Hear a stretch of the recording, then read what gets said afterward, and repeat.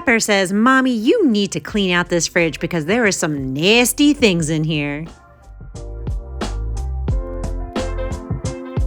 Hello everyone, welcome back to A Hoarder's Heart. On today, we're going to be cleaning out that nasty fridge. We are mid-summer, mid-year, and I really haven't cleaned out that fridge since like right before the holidays last year. So I'm sure there's some funky dunky stuff that we gotta clean out, and I wanna get this done before we go on vacation in a couple of weeks. Before today, we are going to be cleaning out that fridge, and later on we'll be talking about the August No Spend Challenge. Now to get started, we're going to start with the top shelf and work our way down. We're going to be looking for items that are expired, what's still good, and just cleaning the fridge out. It's been a while since we did it, and that's quite okay. What's important is that we're going through it now, and we're not going to put too much guilt on ourselves if we find a lot of expired food.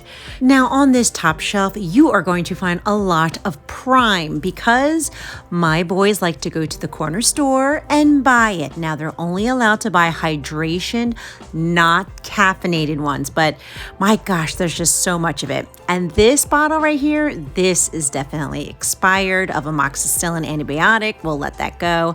And in here, I have about 3 boxes of baking soda to deodorize the fridge. I think we're going to let go of 2 and keep 1. And this cream cheese is past its expiration date, so we're going to let that go. Now for myself, if something is past the expiration date, I immediately throw it away. Like this avocado, she's funky dunky. But it's honestly a personal choice of whether you want to throw it away on the expiration date or if you think it has another week, a month, whatever you feel past its expiration date that it's still good. I will tell you that the reason why I'm so strict on the expiration date is because once you have experienced severe food poisoning, you will never go past that expiration date again. That literally was one of the worst things I have ever experienced. I was so extremely sick, had to go to the emergency room at the hospital, and had to pay off a huge hospital bill. So for me, it's worth throwing out the $2.99 cheese if it is past its date. It's kind of funny how your past experiences tend to form your present behaviors. Now I know we're going to be throwing out a lot of stuff in this middle shelf that we just didn't eat in time, like these blueberries or no thank you. And this cheese, yeah, we bought it like 3 weeks ago. It's gotta go. Now luckily these smoothies are still good, so I'll make sure that Tyler finishes them quickly. And the watermelon, yeah, another tossy. Now this is something that I really got to keep up on, and that is the deli meats and the lunch meats. Now, I used to work for a restaurant, and I also used to work for Wawa. And I remember that after you cut the sliced meat, you have 5 days to eat it. After that 5 days, it's no good. It starts to turn. It starts to form that bacteria. Now that was the same for the restaurant, and that was the same for Wawa. So I always use that rule. Now, admittedly, my husband has definitely eaten lunch meat past the 5-7 day mark and has been fine. I just chalk it up that he has a much stronger stomach than me. But honestly, it's up to you on how you want to eat your lunch meat. Now, the bottom shelf is most of the drinks. I tend to drink a lot more than I do actually eat. Now, we have weaned off of water bottles, but in the summertime, a lot of times the boys will bring home water bottles from summer sports, or when they go to the pool with their friends, they'll buy a water bottle because they forget to bring their reusable water bottle. No big deal. We're being conscious about it. We're being mindful about it. We try not to use as much water bottles. The rest of the stuff back here, it's honestly just random things. In the fall, I would really like to work on some kind of organizational system in the refrigerator. But for today, again, the main focus is just cleaning it up before we leave for vacation. I'm also going to be working on an ADHD version of meal planning, something that works a little better for me. That way we're not throwing away as much food and finding little rotten surprises like this. This was celery. Okay, so it's in these drawers.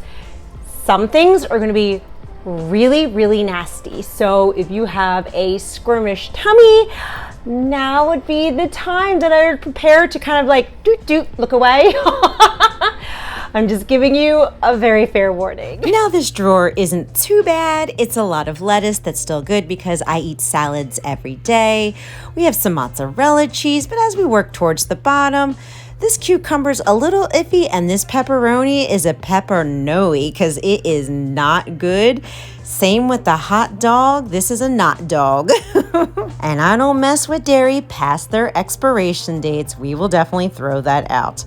Now, this drawer is the one that we have the warning. These carrots, not so bad. The second bag of carrots, we're getting bad. Now would be the time to turn away if you have a squirmy tummy, because at one point, this was a cucumber.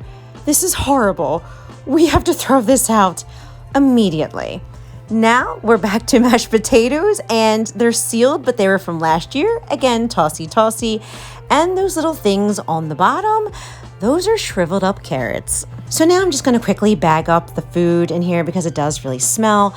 I'm not very proud of this. I do feel a lot of guilt when it comes to food waste.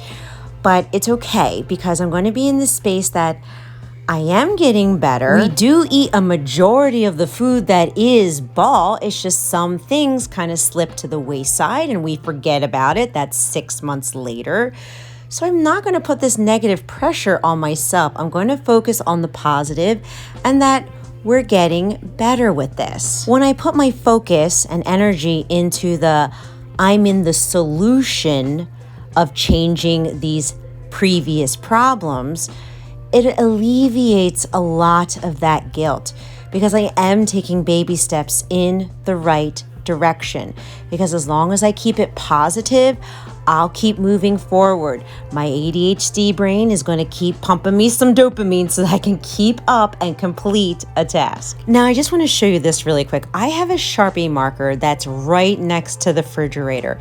So when we open up a new condiment, I will write the date we opened it. That way I can track better how long it's been open to make a decision on whether it's past its open date time or it's still before its open date time. And in this middle shelf, I'm seeing a lot of very old things that we're going to be throwing out. And of course, I want to make sure that I'm giving this fridge a really good clean out before we leave, because honestly, the next time I probably give it a good clean out will probably be right before the holidays. Now, I do have 2 fridge tray organizers in here. This bottom one, I normally keep a lot of the drinks in, and then on the top one, I like to keep the lunch meat all contained in that area. And in the fall, I do look forward to creating more organized spaces for the other food using other trays just like that. But this refrigerator now looks really good. It's all cleaned out. There's no funky dunky food. We're going to eat what's in here up until vacation time. And I'm feeling really good about this. Now, something else that I'm feeling really good about is the August No Spend Challenge, because my website is finally up so that you can get a free copy of the August 2023 No Spend Challenge. But first, let me show you how we did for July. So far, we've been doing really good. And what I do is I color in the days that I spend no money. Now, the time that I'm recording this, it's actually July 23rd. So we haven't even gotten into this week, but I know that I'm going to very easily make my July goal. And this is what the August 2023 No Spend Challenge looks like. I definitely did a nice summer theme. And what we do is we color in the days that we spend no money. I tend to plan it on a Sunday and go from there. The goal is going to be 15 out of 31 days because we do go on vacation. Now for my no spends, I'm not impulse shopping, buying any fast food. I'm not buying anything off the Amazon. That's what I consider a no spend. Now, if you have to fill the tank up with gas or go food shopping or pay a bill, that's a need. You can still color in the day as a no spend. And these are my rules over here. I tend to keep them on the positive side. That way it doesn't feel like I'm sacrificing something. And I try to use up all the things I have first, especially for the back to school shopping season, because that's always a lot of money buying the kids new clothes and all of their supplies. So I want to be very mindful for that in August. And if you would like your own free copy of the August No Spend Challenge, please visit my new website, hoardersheart.com. I have a link in the description box below. And my hope and my prayer is that this video motivated and encouraged you to clean, declutter, and save some money today too.